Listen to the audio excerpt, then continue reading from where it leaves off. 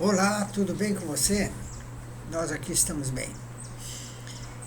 Eu queria falar para vocês alguma coisa que eu acho de muita relevância, que é a fé num Criador do universo, Deus. Mas eu tenho a dizer que o homem, quando ele interrogou a natureza, perguntando quem criou tudo aquilo que o cercava, e até mesmo ele próprio, e ele não tendo uma resposta da mãe natureza, ele criou um ser supremo, acima de todas as coisas, onisciente, onipotente, onipresente, a quem chamou de Deus, Criador de todas as coisas. Mas raciocinemos. Se Deus criou todas as coisas, e nós temos um conceito de Deus, que Deus é bom, generoso, afável, ama todos os suas criaturas.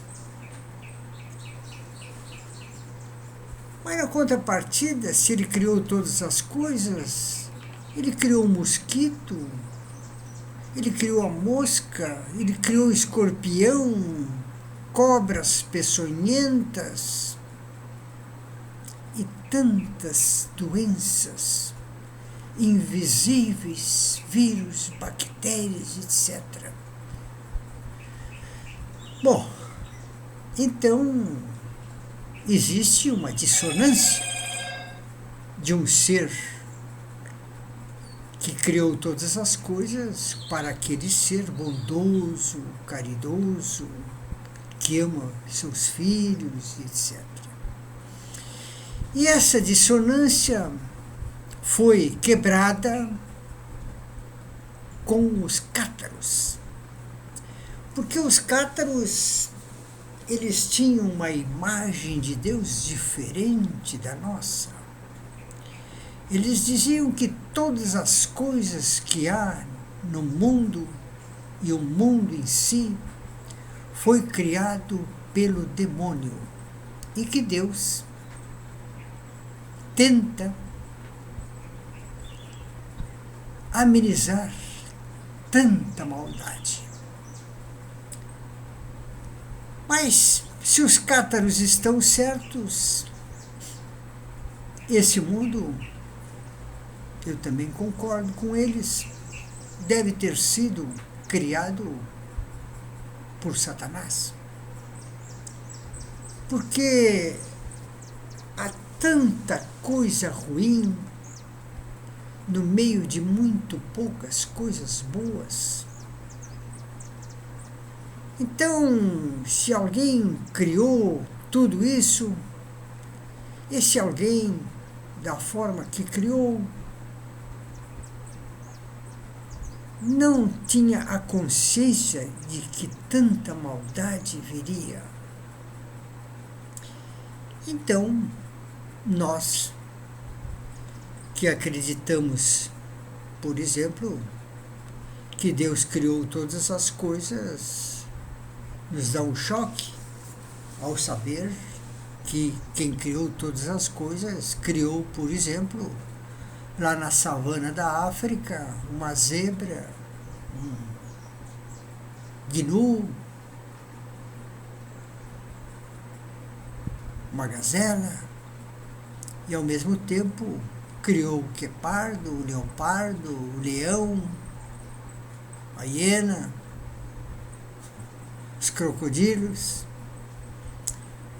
Animais esses que só sobrevivem se caçarem os herbívoros, e eles estão no mesmo habitat.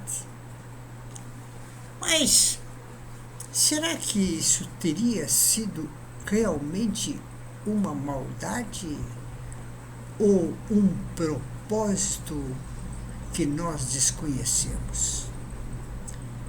Bom, Se nós deixarmos, por exemplo, os animais herbívoros sem ter um predador, eles se reproduziriam tanto que chegaria um momento em que não haveria mais espaço para uma população tão grande.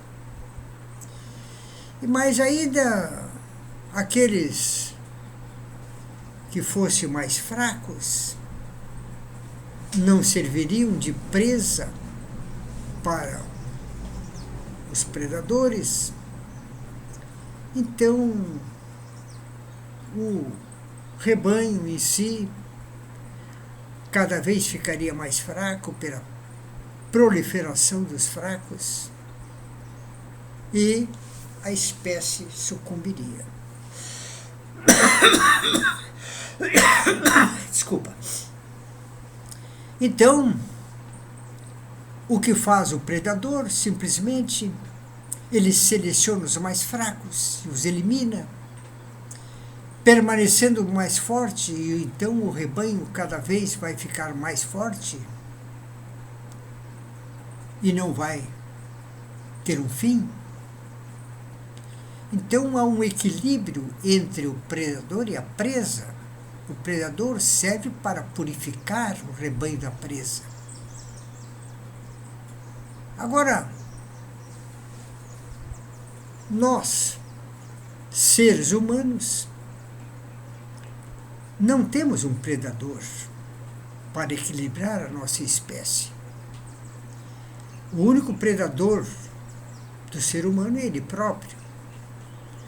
Mas ele não usa isso para se alimentar. Ao contrário, ele se alimenta de animais e de vegetais. Mas então,